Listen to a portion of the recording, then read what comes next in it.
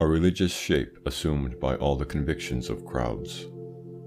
What is meant by the religious sentiment? It is independent of the worship of a divinity. Its characteristics, the strength of convictions assuming a religious shape. Various examples. Popular gods have never disappeared. New forms under which they are revived. Religious forms of atheism. Importance of these notions from the historical point of view.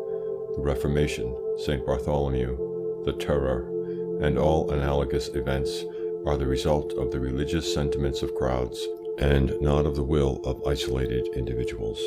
We have shown that crowds do not reason, that they accept or reject ideas as a whole, that they tolerate neither discussion nor contradiction, and that the suggestions brought to bear on them invade the entire field of their understanding and tend at once to transform themselves into acts.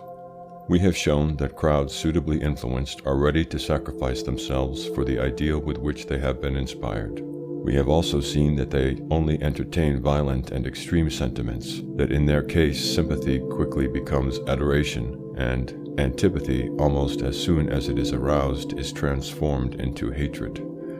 These general indications furnish us already with a presentiment of the nature of the convictions of crowds. When these convictions are closely examined, whether at epochs marked by fervent religious faith or by great political upheavals such as those of the last century, it is apparent that they always assume a peculiar form which I cannot better define than by giving it the name of a religious sentiment. This sentiment has very simple characteristics, such as worship of a being supposed superior, fear of the power with which the being is credited, blind submission to its commands, inability to discuss its dogmas, the desire to spread them, and a tendency to consider as enemies all by whom they are not accepted.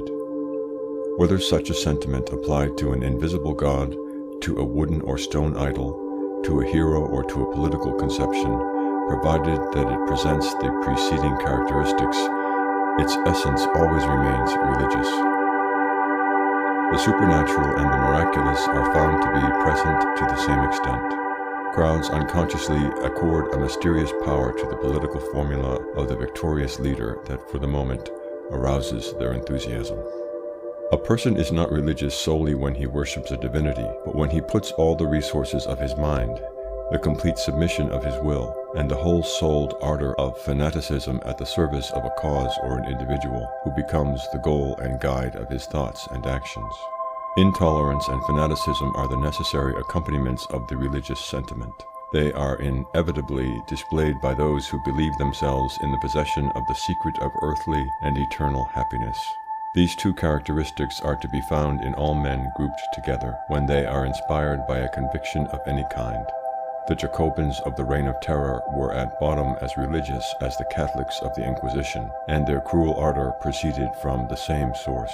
The convictions of crowds assumed those characteristics of blind submission, fierce intolerance, and the need of violent propaganda, which are inherent in the religious sentiment, and it is for this reason that it may be said that all their beliefs have a religious form.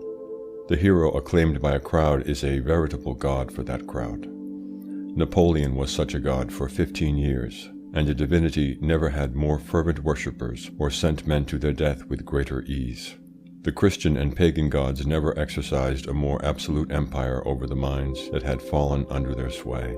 All founders of religious or political creeds have established them solely because they were successful in inspiring crowds with those fanatical sentiments which have as result that men find their happiness in worship and obedience and are ready to lay down their lives for their idol. This has been the case at all epochs. Fustel de Coulanges, in his excellent work on Roman Gaul, justly remarks that the Roman Empire was in no wise maintained by force, but by the religious admiration it inspired. It would be without a parallel in the history of the world, he observes rightly, that a form of government held in popular detestation should have lasted for 5 centuries. It would be inexplicable that the 30 legions of the empire should have constrained 100 million men to obedience. The reason of their obedience was that the emperor, who personified the greatness of Rome, was worshipped like a divinity by unanimous consent. There were altars in honor of the emperor in the smallest townships of his realm. From one end of the empire to the other, a new religion was seen to arise in those days, which had for its divinities the emperors themselves. Some years before the Christian era, the whole of Gaul, represented by 60 cities, built in common a temple near the town of Lyons in honor of Augustus. Its priests, elected by the unified Gallic cities, were the principal personages in their country. It is impossible to attribute all this to fear and servility. Whole nations are not servile, and especially for 3 centuries.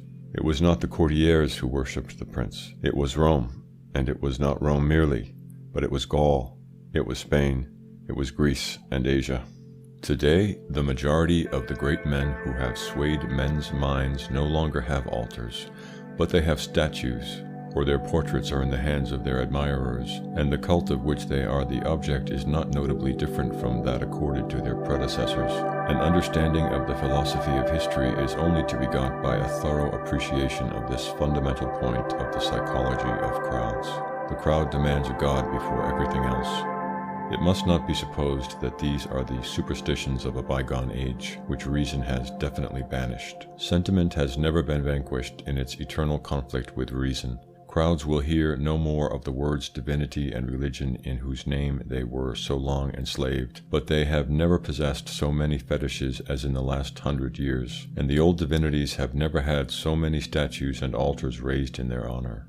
Those who in recent years have studied the popular movement known under the name of Boulangism have been able to see with what ease the religious instincts of crowds are ready to revive. There was not a country inn that did not possess the hero's portrait. He was credited with the power of remedying all injustices and all evils, and thousands of men would have given their lives for him.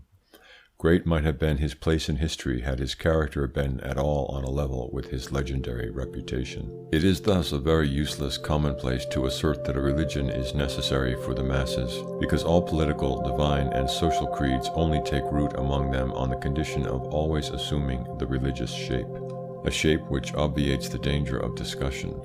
Were it possible to induce the masses to adopt atheism, this belief would exhibit all the intolerant ardor of a religious sentiment, and in its exterior forms would soon become a cult. The evolution of the small positivist sect furnishes us a curious proof in point. What happened to the nihilist whose story is related by that profound thinker, Dostoevsky, has quickly happened to the positivists.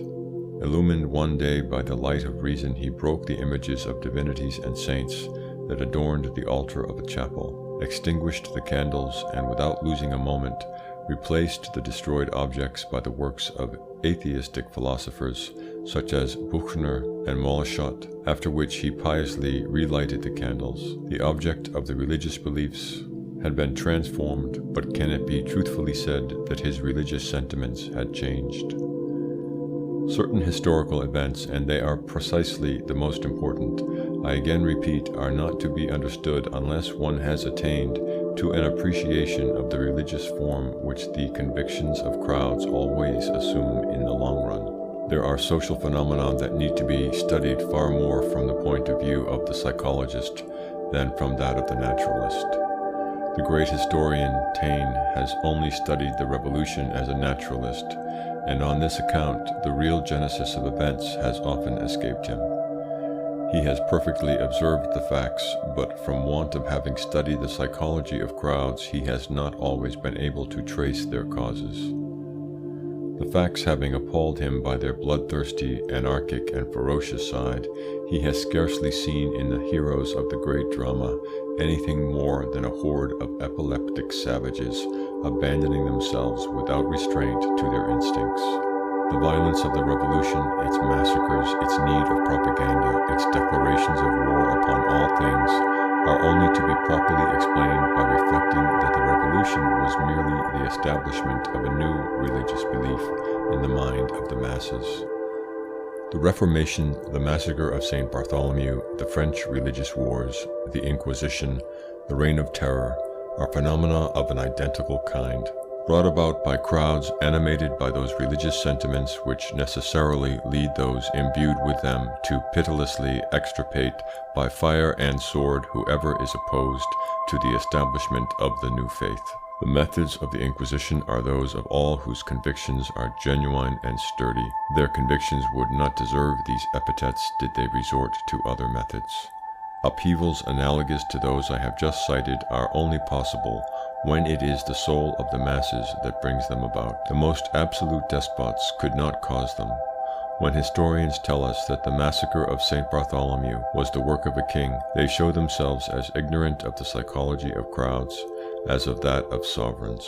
Manifestations of this order can only proceed from the soul of crowds. The most absolute power of the most despotic monarch can scarcely do more than hasten or retard the moment of their apparition. The massacre of St. Bartholomew or the religious wars were no more the work of kings than the Reign of Terror was the work of Robespierre, Danton, or Saint Just.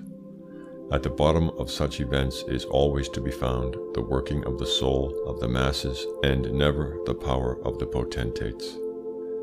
End of section 5.